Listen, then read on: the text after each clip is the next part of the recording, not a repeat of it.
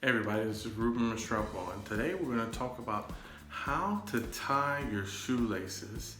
Okay, so what we're going to be doing is we're going to be doing a bar right across each lane, each place.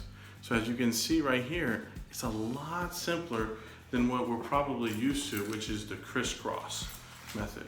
Now, how do we achieve this, right? So basically what we're going to do is we're going to start out the regular way with two shoelaces. So I have one already kind of undone. And as you can kind of see, one is longer than the other one, right? Now,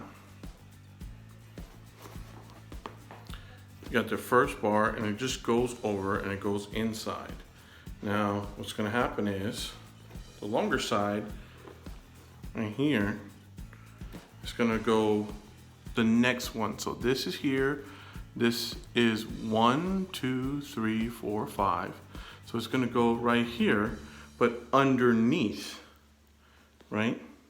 So underneath it right here, I'm gonna pull it all the way through.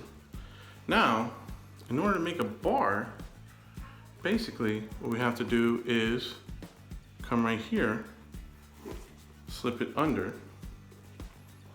and then of course, pull it out. Bam, you see the next bar. Now what does that mean for the other side? That means for the other side, we can't go through this hole anymore. We have to go through this one. So it's actually gonna skip, unlike the first side. It's gonna skip through, and we're gonna tighten it up. Then, before we mess with the longer side, we're going to cross it over once again, and then pull that one through, okay? Now, long side, we're gonna skip a spot, pull it. So now, as you can see on, maybe you can't see, but as you can see on this side, we have some loops. As you can see, 1, 2, 3, okay? I'm pulling it apart a bit, trying to show you this, all right? Then, this one's gonna go over, and it's gonna go make the next bar. So now we got 1, 2, 3, and 4, right? Now the shorter side, what has happened is, it's gonna get to skip 2, and then come out. But now we have something to tie the shoelace. But unfortunately, there's no more to jump on this side. So we have to cross under the top side. Now if this is a even amount of holes, we wouldn't have to do this.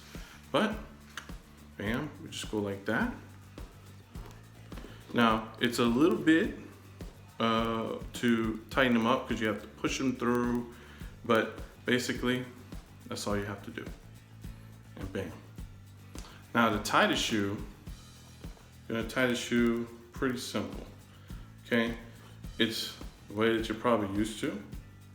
So you just make the first loop, and then you're gonna make a loop around it and loop around twice before, oh, I'm sorry, I did that wrong.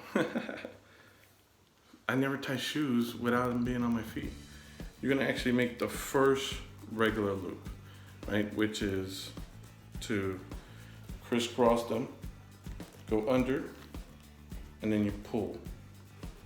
And then you have that little cross right there. And of course you hold it down right there.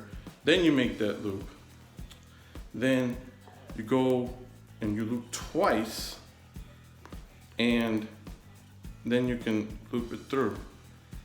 So what ends up happening is it becomes pretty tight. So now one of the things that I do is I push the little hole, and then bam.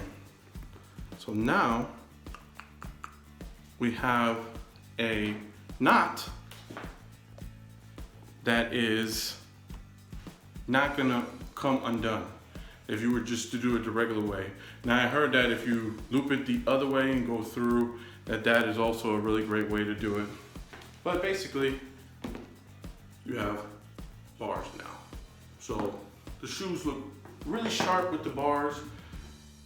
Pretty much everybody knows how the crisscross works. You know, you could do it the same way and then just crisscross. You still tie the same knot at the end, and it makes it pretty simple.